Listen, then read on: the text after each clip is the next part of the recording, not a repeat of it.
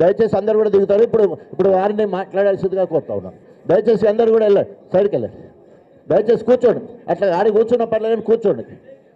Okay, అట్లా కూర్చోండి, అట్లా కూర్చోండి. ఓకే,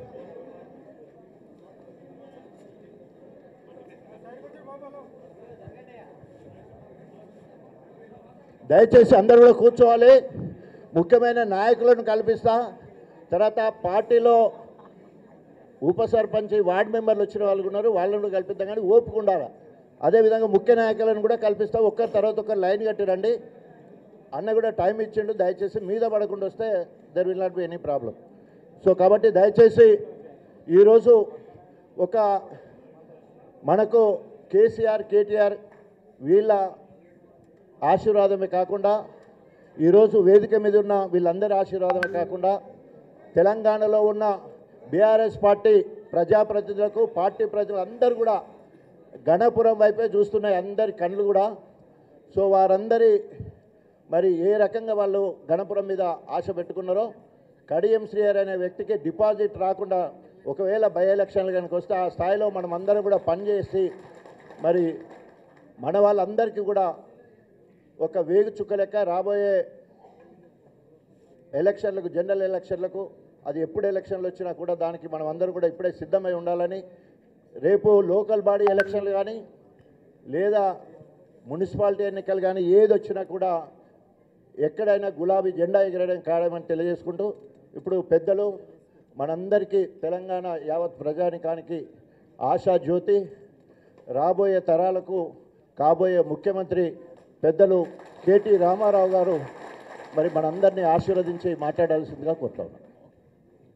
జై తెలంగాణ.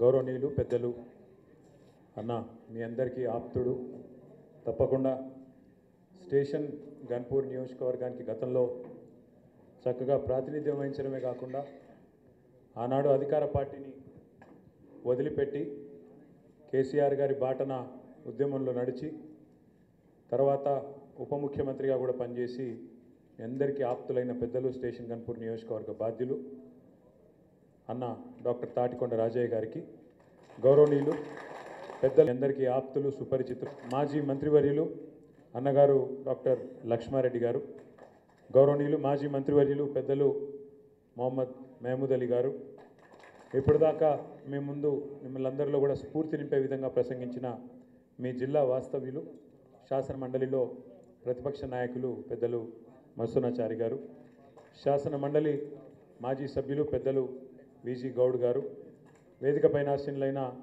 మా గన్పూర్ నియోజకవర్గ సోదరులందరికీ పేరు పేరున, సోదరికి, అదేవిధంగా వేదిక ముందున్న మా గణపూర్ నియోజకవర్గ అన్నదమ్ములకు పేరు పేరున ఈరోజు మాజీ జెడ్పీటీసీ కీర్తి వెంకటేశ్వర్ గారు, అదేవిధంగా రాజేశ్వరరెడ్డి గారు ఇద్దరు కూడా కాంగ్రెస్ పార్టీ నుంచి, వారితో పాటు మాజీ సర్పంచులు, మాజీ ఎంపీటీసీలు, ఉప సర్పంచులు ఇంకా చాలామందిని తోడుకొని హైదరాబాద్ దాకా వచ్చి ఈరోజు అధికార కాంగ్రెస్ పార్టీని వదిలిపెట్టి పోరాట పార్టీ టీఆర్ఎస్లో చేరుతున్నందుకు మీ అందరికీ హృదయపూర్వకంగా స్వాగతం, సుస్వాగతం.